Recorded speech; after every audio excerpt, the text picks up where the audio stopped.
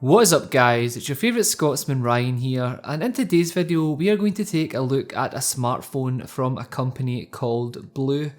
I hadn't heard of this company before, and some of you guys probably haven't heard of them either, but I've seen some of the tech reviewers that I watch on a daily basis reviewing these devices, and for $200 I definitely had to go ahead and pick one up. So I had this imported from the United States, and I've been using it for around a week now. It has a full aluminium build, and honestly for $200 it is absolutely crazy. So I wanted to give you guys my first thoughts and opinions on this device, so let's jump into it. So BLU really like to give you a lot for your money, and that definitely becomes apparent as soon as you open up the box, as there are a ton of extras included that you do not even see with premium handsets. First of all, we get a pair of earbuds that look and sound great and feature inline volume controls. We get a screen protector. We also get a clear case that fits like a glove, and we get a USB Type-C to USB 3.0 adapter for transferring and syncing data.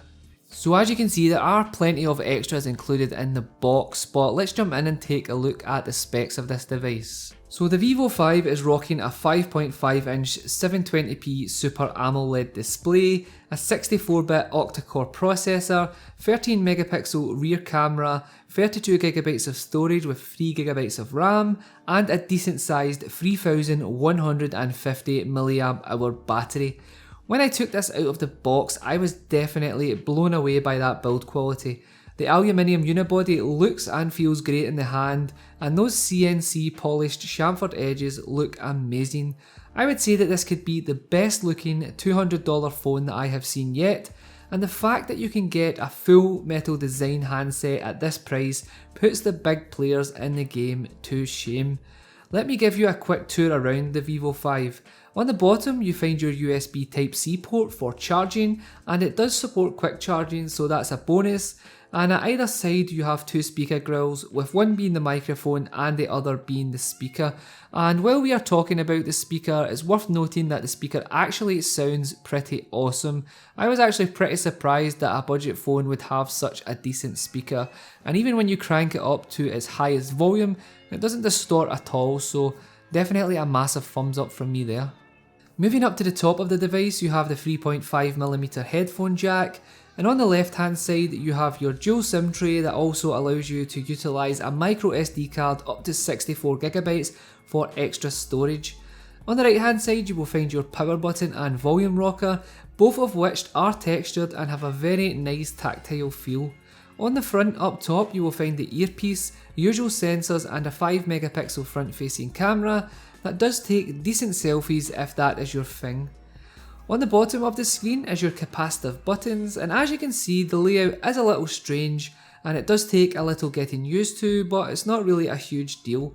Lastly, onto the rear and you will find your 13MP camera and flash. It does take fairly decent pictures, which definitely surprised me, especially for a $200 budget smartphone. And if you would like to see more pictures, I will leave a nice little folder down below in the description where you can go ahead and download them and check them out. So let's talk about that 5.5 inch Super AMOLED panel. So yeah, it is 720p, and I can see people right now typing in the comment section, 720p, ew! But let me tell you this, I didn't really have any trouble consuming content on this at all. Being Super AMOLED, the colours just pop, and you get those awesome deep inky blacks. Sure, I would like to see it maybe increase to 1080p given the screen size, but for $200 I can definitely live with this. Okay, so before we go any further, let me just recap. The build quality of the Vivo 5 is absolutely stunning. For a 5.5 inch device, I was really surprised how easy it was to handle, considering it's just 6.9mm thin and it's super lightweight, so it's definitely a pleasure to use on a daily basis. But now let's jump in and talk about the software. Well, the Vivo 5 is running Android Lollipop out of the box with BLU's skin overlay. The experience isn't too terrible, and there are some useful features built in that you can go ahead and turn off if you wish. I did find the lack of app drawer a little annoying just because I hate making folders as I use so many applications, but I solved this issue by simply downloading a launcher, and you can go ahead and do this too for a more stock Android experience. Having 3GB of RAM and an octa-core processor, things ran smooth enough and I certainly have no complaints. Multitasking was fine and it played all the games I enjoy without any trouble at all. Being a full metal device, it did get a little warm to touch, but I'd say it wasn't any warmer than any other device out there that I have tested. Okay guys, so let's go ahead and wrap this up. After using this device for just a week, it really impressed me and put a load of things into perspective. The fact that a company like BLU can go ahead and make a smartphone with a full aluminium body and offer it for just $200 while other manufacturers are charging $700 for the top end handsets, and I know that obviously they are better spec'd and have better screens etc, but the price gap is pretty large if you ask me.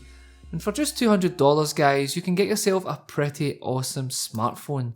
The only thing that I said I would like to see is maybe a 1080p panel, or even maybe a 2K panel if we'd like to push the boat out a little bit. But overall, I am super impressed with this device, and honestly for $200 you certainly couldn't go wrong. So if you want to find out more about the Vivo 5, I've left a link to Amazon down below in the description where you can go ahead and check it out or buy it for yourself. So that pretty much rounds up my little overview of the BLU Vivo 5, and if you guys want to see me reviewing more budget smartphones, then definitely smash that like button and let me know down below in the comments section what you think of the Vivo 5 or what other budget handsets you would like me to check out. As always guys, thank you so much for tuning in, stay safe, be kind to each other, and I will catch you on the next one. Peace!